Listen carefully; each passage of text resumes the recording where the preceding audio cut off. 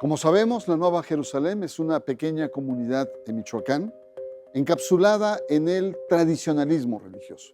¿Cómo entender la comunidad de la Nueva Jerusalén? Es el rostro del fanatismo mexicano en pleno siglo XXI. ¿Qué hacer ante una parte de la comunidad que rechaza la educación pública, quema escuelas, porque contradicen sus preceptos religiosos? La Nueva Jerusalén, aquí, en Sacro y Profano.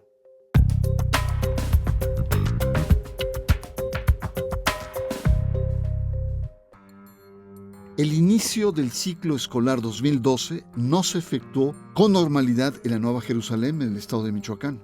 Esto debido a la cerrazón religiosa de una parte de los habitantes de la localidad, quienes llegaron al extremo de quemar la escuela pública. La Nueva Jerusalén es una pequeña comunidad en el municipio michoacano de Turicato, de no más de 3,000 habitantes.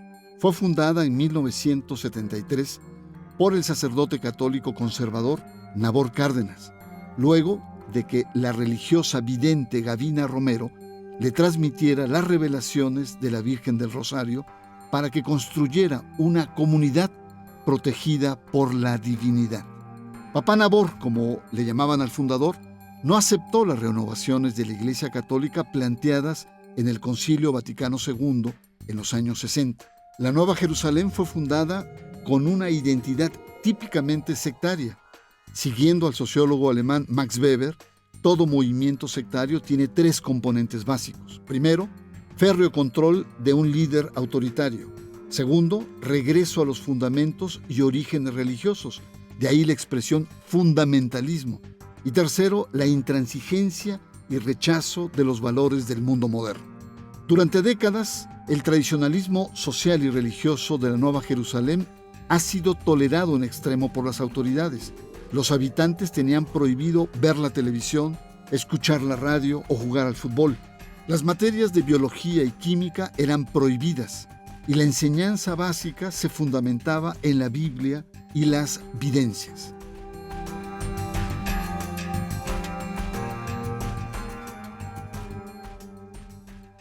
Sacro y Profano no es un programa religioso, es un espacio que analiza las creencias y las religiones. En esta ocasión, un tema obligado en este espacio, el caso de la Nueva Jerusalén, una pequeña comunidad de creencias tradicionalistas. Y para abordar con seriedad este caso, tenemos al doctor Helio Masferrer Can, reconocido académico de la ENA, presidente de la Asociación Latinoamericana para el Estudio de las Religiones y autor de numerosos libros especializados en la materia. Bienvenido, doctor. Muchas gracias. Igualmente, tengo el honor de presentar a Juan Carlos Dosal. Él es pasante de etnología de la ENA e investigador de diversos aspectos de la Nueva Jerusalén y, por supuesto, discípulo del profesor Masferrer. Sin más, me gustaría mucho conocer tu opinión, doctor Masferrer, sobre la Nueva Jerusalén. Creo que es parte, podríamos decir, del paisaje religioso mexicano. No podemos olvidar que las novedades del Concilio Vaticano II no fueron muy bien recibidas por la Iglesia Católica Mexicana, incluso hasta la actualidad hay mucha discusión, y particularmente en el Bajío como región, menos todavía, y hubo el desarrollo de un grupo, de un conjunto de posiciones integristas que rechazaban los documentos y los planteos del Vaticano II.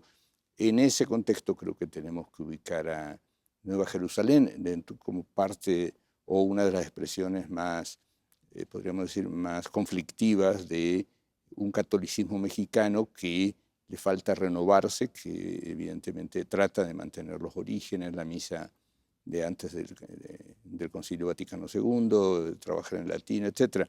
Creo que este es el punto que hay que entender. Son mexicanos de pleno derecho y, sin embargo, no están muy dispuestos a tener cambios culturales y cambios religiosos. Ahora, esto tiene una dinámica interna que, como todo sistema cultural, es cambiante, no es un fósil cultural de ninguna manera. Y ahí, en estos procesos de cambio, una comunidad de 3.000 o 4.000 personas, en que los distintos grupos van evolucionando, van procesando en forma distinta, entonces ahí es donde tenemos justamente el conflicto o los problemas que entonces la sociedad nacional toma conciencia que hay gente distinta al resto y que tiene sus planteos, etcétera, ¿no? Es muy interesante, doctor Masferrer, porque sí, a veces la imagen es como una cápsula del tiempo de la Nueva Jerusalén y da la impresión como si estuviéramos viendo a católicos del siglo XIX prácticamente, cómo vivían, cómo practicaban, cómo se relacionaban. Sin embargo, estamos en el siglo XXI y en ese sentido me gustaría mucho preguntarte, Juan Carlos, la justificación ideológica, religiosa para que no vean internet, para que no vean los periódicos, fútbol, radio, televisión, esas cosas que han llamado mucho la atención en los medios. Bueno, hay que entender que la Nueva Jerusalén surge como un movimiento antimoderno en un contexto de gran efervescencia pues, social a nivel de tanto del campo como de la ciudad. Y pues es un movimiento que exalta al campesino mexicano como reducto de pureza en el mundo, ¿no? Bueno, también tenemos que ver que una cosa es lo que dicen los medios y otra cosa es la que pasa, porque realmente existen estas prohibiciones como tal, ¿no? En el papel, pero no es que se practiquen. Se exagera, se escandaliza. Sí, claro, o sea, digamos, es mal visto que alguien use desodorante, por ejemplo, ¿no? Pero no obstante, la gente lo usa y no por ello renuncia a su pertenencia, ¿no?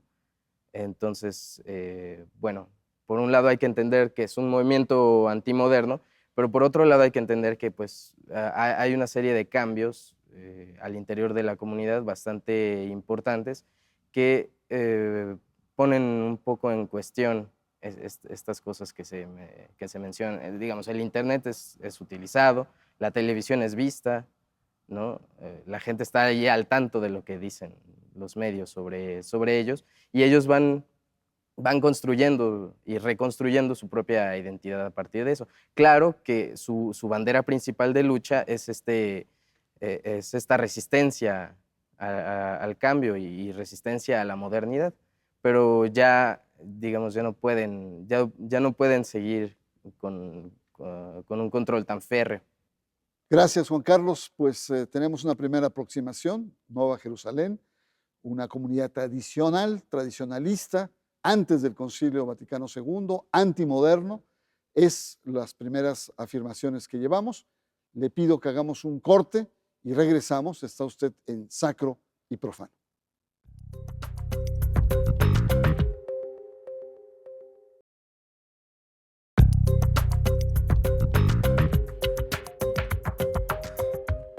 Regresamos. Doctor Masferrer, ¿podríamos ahondar más en este concepto de cómo lo religioso tradicional pre-vaticano se va imponiendo, quizá no a los niveles de exageración que a veces los medios plantean, pero que sí van moldeando un estilo y una manera de comprender la vida entre los habitantes de la Nueva Jerusalén? Uno de los problemas que tuvo la Iglesia Católica cuando trae las reformas al Vaticano II es traducir la misa, eliminar el latín como lengua ritual. Esto produce una gran confusión en la gente y no les queda de otra, pero es una orden del Vaticano. Tratan de retrasar el proceso hasta que finalmente la Iglesia sí hace el cambio. Sin embargo, hay grupos que se oponen a este cambio. En el caso de Nabor, el sacerdote Papá Nabor, podríamos decir que es un sacerdote con poder, porque él es primo nada menos que del general Lázaro Cárdenas, que había sido gobernador del estado. Entonces no se sentía un sacerdote común del montón, sino que tenía también, confiaba en que, estamos hablando también de un momento en que no hay relaciones entre el Estado y la Iglesia, sí hay conversaciones, los acuerdos, etcétera, pero entonces él incluso en varias situaciones menciona que es primo, en su biografía, etcétera, menciona que es primo del general Lázaro Cárdenas, como diciendo, no soy cualquiera. Y entonces, no podemos olvidar, aparece esta visión que tiene una mujer, etcétera, y entonces él, podemos decir que se empodera sobre esto, y ahí se genera un movimiento integrista católico que es relativamente exitoso y que sabe neutralizar el poder de los obispos de la propia Iglesia Católica, y también al Estado mexicano en aquel entonces le venía bien una situación de crisis, cisma en la misma Iglesia Católica. Y bueno, pues la actitud de la Nueva Jerusalén resulta chocante, impactante, sobre todo en el caso cuando uno ve las imágenes de que han quemado una escuela, los libros, ¿no? Aunque bueno, hay otros estados también que han quemado libros, como el caso de Guanajuato. Pero, ¿cómo reacciona la sociedad mexicana, los medios, etcétera, frente a un fenómeno como la Nueva Jerusalén? Bueno, pues sí, hay que tomar en cuenta que la Nueva Jerusalén, digamos, dentro de su ideología, una cosa que defiende mucho es este ser mexicano, ¿no? La gente que vive ahí viene de todos lados del país. Casi los que son de Michoacán son muy pocos, ¿no? Ahí adentro, ¿no? Entonces, sí tienen este elemento de identidad mexicana que está muy anclada en cómo se presentaba antes, ¿no? Esta identidad campesina, esta identidad como que por un lado exalta al indígena y por un lado mira hacia adelante. Y pues hoy en día, digamos, el panorama nacional ha cambiado, ¿no? Hoy en día lo que se busca promover como una identidad mexicana, pues está más influenciada por todo el proceso cultural que ha ocurrido con el avance del neoliberalismo, ¿no? Entonces yo creo que desde ahí podemos entender el escándalo que nos puede producir hoy en día, digamos, esta sociedad mexicana secular, ¿no? Y por otro lado tenemos también un contexto político cambiante. Bueno, Michoacán es de las entidades que empiezan con este avance hacia la diversidad en la democracia, ¿no? Y pues tenemos que por muchos años fue una casilla zapato, perdón, una casilla zapato, donde todos los votos iban para el PRI. Esto desde 1989, no desde el inicio de la comunidad. Tiene que ver con procesos políticos al interior de la comunidad también. Y pues hoy en día nos causa, tenemos otra perspectiva al respecto, porque por un lado hay dos facciones dentro del pueblo y una está, digamos, apoyada por el PRI y otra por el PRD. Entonces a la vez es un escenario de la pugna política general en el Estado. O sea, refleja lo que es la vida social y política. En Michoacán. Anteriormente se votaba por un partido mayoritario, que era el PRI, y ahora frente a los cambios, pues evidentemente que la pugna se vive también adentro en términos políticos. Doctor Masferrer, ha sido muy interesante porque nos plantea en un México plural, tolerante, abierto que queremos ser, que toleramos a grupos musulmanes o pequeños grupos, pequeñas minorías religiosas, y resulta que frente a grupos tradicionalistas nos escandalizamos y hemos visto incluso actitudes hasta de linchamiento incluso, ¿no? En términos mediáticos. ¿Cómo entender en términos de libertad religiosa? Son mexicanos y tienen derecho también a creer, con ciertos límites, por supuesto, en lo que crean. ¿Cómo manejar este tema de la libertad además religiosa? se fueron a vivir a esa comunidad para salir del ruido de la ciudad. Claro. Esto es interesante. Creo que está muy claro lo que explica Juan Carlos. Se van porque quieren vivir tranquilos, quieren vivir a su modo. Pero los cambios culturales los van también alcanzando, porque hay otro problema adicional.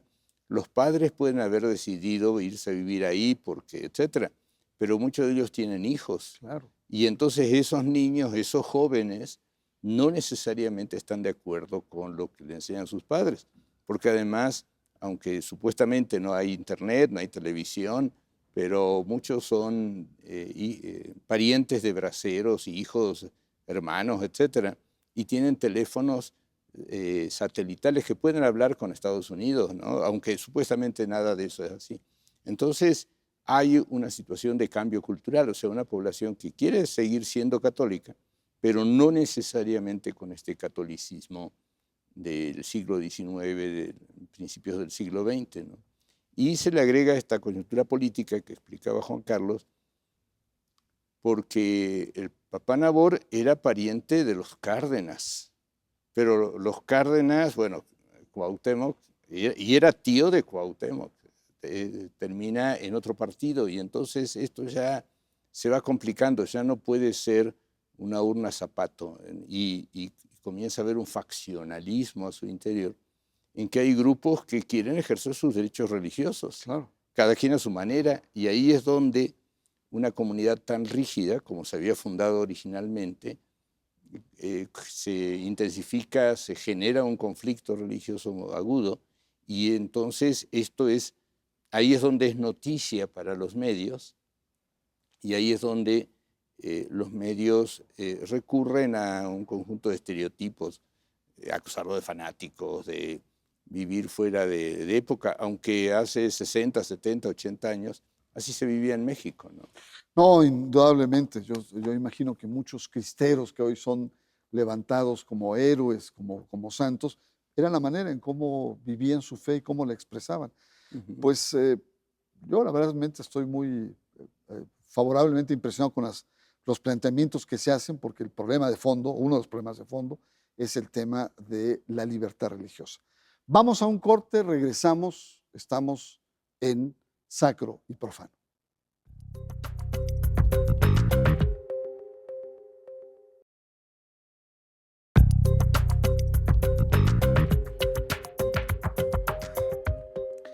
Está usted Sacro y Profano y estamos viendo los dilemas que el caso de la Nueva Jerusalén nos plantea, sobre todo en términos de libertad religiosa, porque pues hay grupos, comunidades como por ejemplo los menonitas, que también son una especie de estado dentro de otro estado.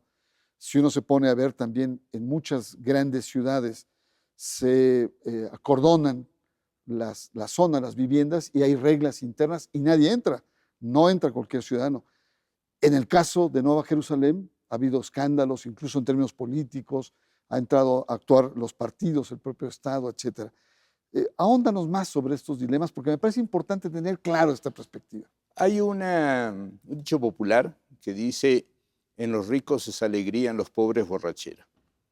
No podemos olvidar que don Salvador Abascal, el fundador de la Unión Nacional Sinarquista, no mandó sus hijos a las escuelas ni de la SEP ni a las religiosas. Él educó a sus hijos en su casa. El secretario de Gobernación, Carlos Abascal, que lamentablemente falleció, él estudiaba en la casa porque su papá consideraba ¿No fueron que a la primaria entonces? no fueron a la primaria ni a la secundaria.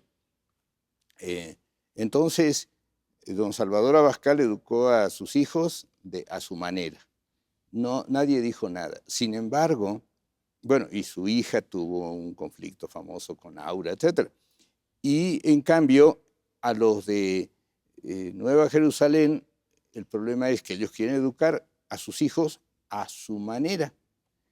El problema se complica más porque hay algunos que les parece un estilo y otros tienen otra propuesta. Entonces, si pensamos en la reforma del 24 constitucional, libertad religiosa, de normas éticas y de conciencia.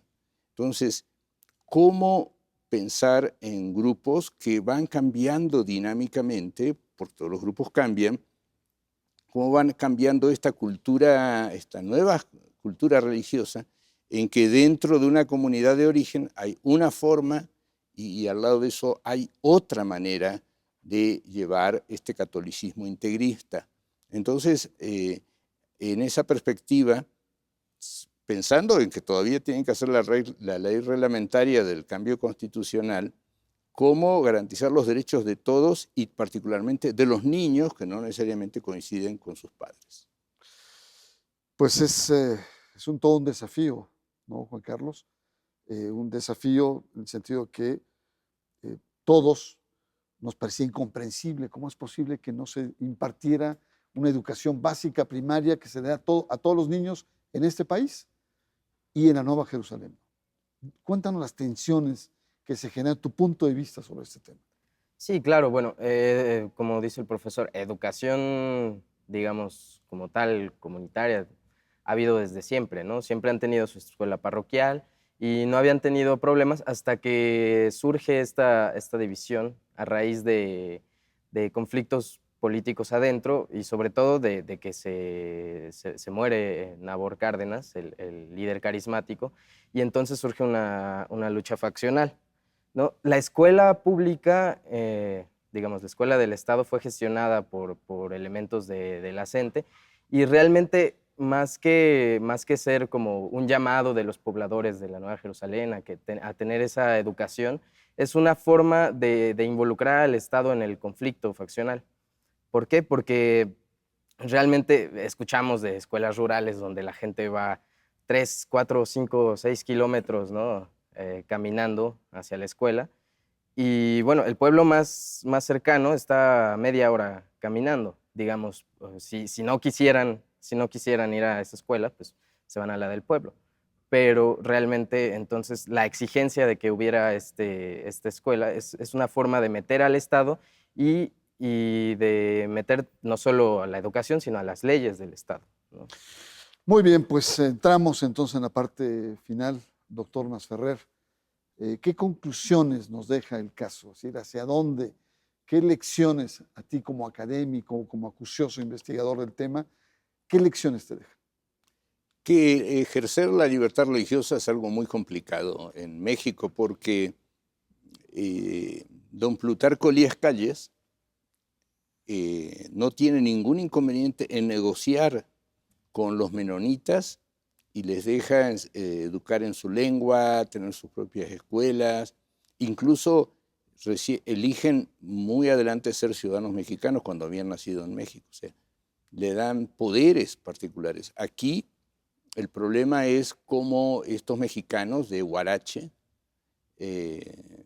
por nacimiento, tienen 10, 15, 20 generaciones de nacidos en México, cómo ejercen sus derechos a la libertad religiosa, a su conciencia, a las normas éticas. Y lo más complicado de comprender es cómo se dan esos cambios culturales y cómo el Estado, como representante de la sociedad, puede ir dando cuenta de esos cambios culturales, que es el principal conflicto que hay en la discusión sobre usos y costumbres. Porque sí, la gente quiere mantener sus usos y costumbres, pero a su vez esos usos y costumbres, la cultura es dinámica, va cambiando, etc. Entonces, no creo que sea un problema exclusivo de Nueva Jerusalén. Tuvo mucho impacto en los más media, pero es un problema de muchas comunidades que tienen tradiciones religiosas, etc., y tienen cambios culturales muy intensos, ¿no? El caso de Chihuahua, los menonitas actualmente, los mismos mormones que están del siglo XIX, tienen distintas tendencias corrientes. Entonces, creo que es algo inherente al cambio cultural. Doctor Masferrer, muchas gracias. Juan Carlos, muchas gracias por tu trabajo, tus investigaciones. Me queda claro que es una tensión compleja, que no tenemos respuestas absolutas. Finalmente, como decías, entre modernidad y lo que podemos llamar estas nuevas tendencias seculares, que a veces nos escandalizamos, pero nos escandalizamos con nuestra propia historia, con nuestra propia identidad.